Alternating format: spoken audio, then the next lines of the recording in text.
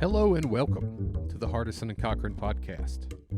On today's podcast, North Carolina workers' comp attorney Ben Cochran is going to answer the question, are you still entitled to employee benefits while on workers' comp in North Carolina? Now, Ben Cochran. If you suffered an injury at work and you are still working with your employer, then your eligibility for all employment rights that you are vested with are not affected by workers' compensation. Simply because that you are receiving workers' compensation benefits does not change your status with the employer. And if you have vacation time and you want to use your vacation time, you can certainly do that. If you have health insurance benefits, you are still able to receive those benefits.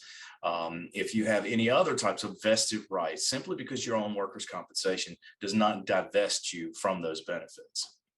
We do often see that when someone is on workers' compensation and they're out of work from their employer and they're receiving workers' compensation benefits from the insurance company, oftentimes they do not take the steps necessary to make sure that their benefits are being paid if you are required to pay those. What I mean by that is that even though you are out of work receiving workers' compensation benefits, if you previously paid for your health insurance out of your paycheck, then you are going to be required to make sure that your portion of health insurance benefits is still paid.